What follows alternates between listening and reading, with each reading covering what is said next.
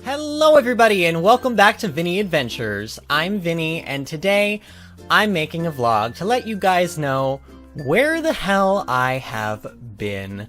It's been about a month since I've posted any videos on my YouTube channel, and for those of you that follow my Twitter and my Facebook and the I guess there's like a comment/news section of my YouTube page that hopefully you guys are getting notifications for, but those of you who have been following all of that know exactly why I've been gone.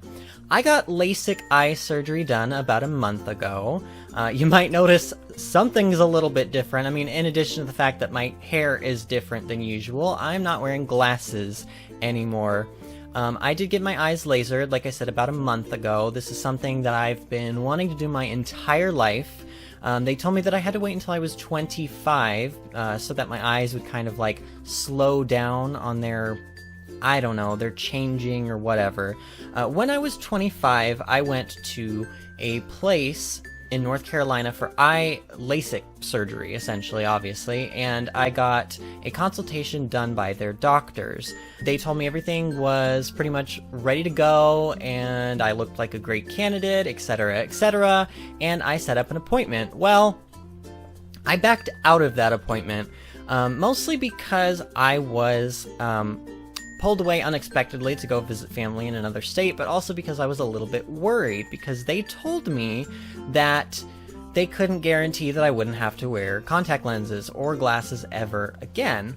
And when you're spending $2,000 per eye, that's a little bit disheartening to hear, you know, like, oh, you're gonna spend about $4 grand for this surgery and you might still have to wear glasses afterward. Well, that's not something I wanted to hear. I was a little bit freaked out, so I did end up backing out of the surgery. However, at the time, and I feel like this is important for me to explain now, at the time they did eye exams on me, just like your regular eye doctor would do for you when you need a new pair of glasses or contact lenses.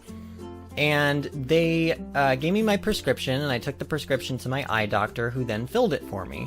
Now, the reason that I'm telling you this is because when I got that particular, and remember, this is 3 years ago, when I got that particular prescription back, I noticed that my eyesight wasn't that great. My vision wasn't very clear, I didn't feel like the prescription was strong enough, and I kind of went on suffering for about 6 months until the next eye appointment that I had.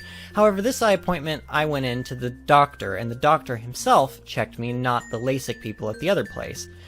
Well, he got a very different prescription, let's say. Like basically the numbers that he was getting were way worse than the last prescription that we had filled. The reasoning for this is that LASIK places, to my knowledge, just from what I've learned, from what other people have experienced, from what I've read, they like to be very conservative with their measurements for your eyes because, well, basically, your eyes, especially as a young adult or teenager or younger, they can adapt to stuff. You know, your entire body is actually growing and adapting and evolving, and it can do it much easier and much quicker than, say, if you were like 40 years old. So essentially, they don't want to over-prescribe you, because what'll end up happening is your eyes don't really need that magnification, and they'll get used to a lower magnification or a prescription instead, and if they give you something that's higher than what you really need, it can actually cause your eyes to kind of deteriorate in quality much quicker. So let's say you would be in reading glasses by the time you were 40, but if they overprescribe you, you might have to get them at age 37. You know, that's just a very specific example, but that'll kind of give you the idea of what their train of thought is, and I don't necessarily disagree with that, but the fact of the matter is that they tend to be a little bit on the conservative side, and in my case, my eyes really did need that prescription. It wasn't a case of my eyes being able to adapt or evolve or whatever, grow into that said prescription. It was just they underprescribed me, flat out, point blank. My doctor admitted it. When I went back in for my second consultation this year, about a month and a half, almost 2 months ago now, they admitted, yes, we underprescribed you 3 years ago. Oops, we're sorry. And that's a little bit annoying to hear. But they did own up to their mistake, and you know, I'm not a person to hold a grudge, so I still continued with my current consultation because, long story short, I came back in, obviously, about a month and a half, 2 months ago, and wanted to get the surgery done after all. I was like, it doesn't matter. I hate wearing glasses. They leave these horrible marks on my face. I can't wear headphones because they, like, dig into the sides of my ears. It was just painful. It was annoying. You go to the ocean, to the beach, like, you have you run the risk of dropping your glasses into the ocean. If you wear contact lenses, you can't necessarily swim with them in. It's just a whole big ordeal. Who would want to have to wear those things if they don't have to? So I decided that the pros far outweighed the cons, and that a chance at having to wear glasses and contact lenses after I get the surgery done was worth it. So I went back in, everything looked crystal clear, and we kind of had all the same talks, and, you know, I told them what I do. I said, I'm a YouTuber, I'm taking about a week off from my recording schedule, and I want you guys to kind of, like, let me know, you know, am I going to be able, how long is it going to be until I can record again? How long is it until I can use the computer and be able to see?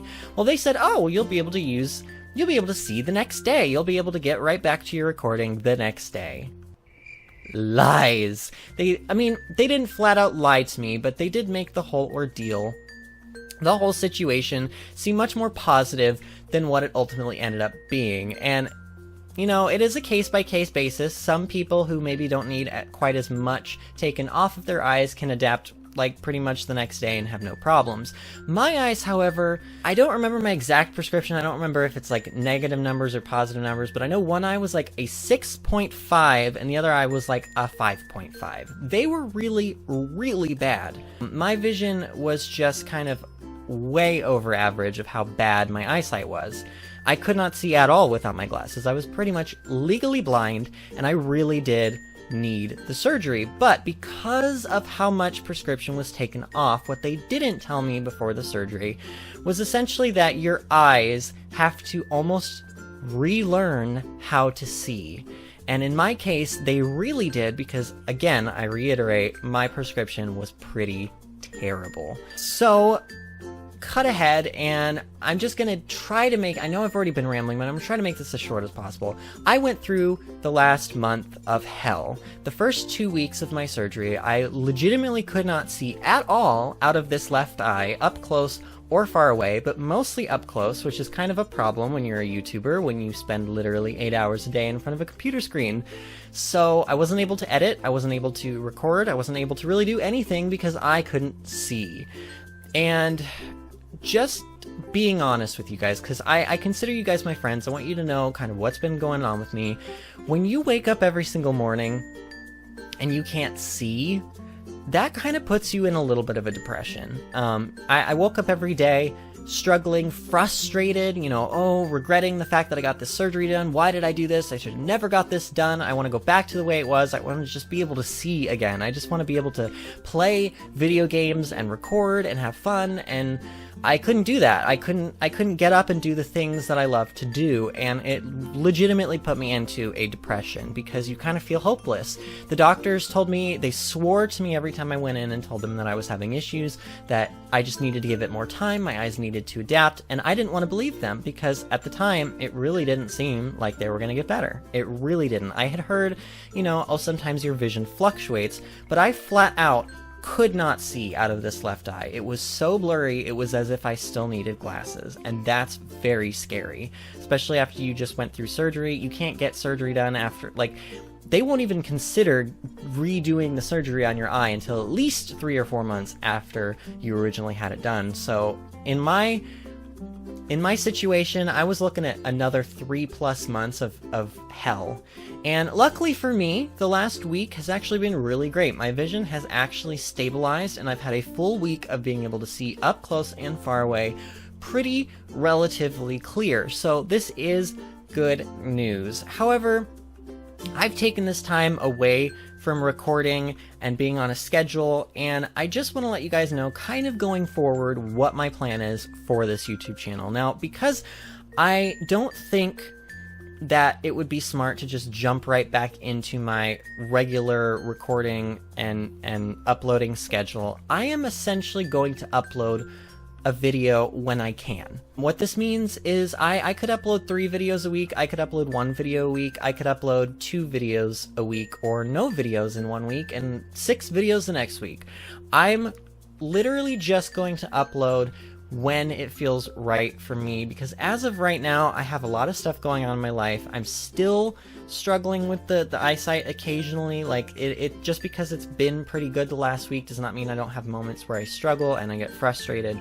And I just want to get myself kind of in a forward momentum by starting at a pace that works for me. So hopefully this doesn't dishearten you guys. And I know that those of you that have been watching Xenoblade Chronicles, it probably sucked to get to that, like, what is that, 6th episode and then not have anything else for a month. I'm really sorry about that. I promise I have not abandoned it. We are getting back to Xenoblade Chronicles. We may not finish in nearly as good of a time as I wanted to. I wanted to finish it by the end of the year so that by the time I would Let's Play Xenoblade Chronicles 2, I would be done with the first game, but just flat out telling you guys this now, the first game and the second game, other than being spiritual successor, they don't link into each other very much. According to Nintendo, they're completely new characters, completely new world, but it's all in the same vein of the original. So I will still be able to Let's Play that game, even if I'm in the middle of this Let's Play. I don't know. All I know is that I want to get back to a point where I record because I love to do it, because it makes my heart sing, because, you know, it just makes me feel good. I want to feel good, I want to have a good time, and I want my videos to reflect that. If I'm recording something and struggling with my vision and not being able to see, it's really going to put a damper on my mood. The video is going to suffer because of it, and nobody really wants to watch that. So going forward, at least for a little while, the schedule is going to be a little wonky. Just give it time. I promise we will get back to a more regular upload schedule. That is the goal. I've not given up on this. I truly want this channel to continue forward. I love you guys. I love doing this. I love talking with you guys about video games. I love having fun. I just want to do it in a way that's going to make me happy. And I think forcing myself to go back to my...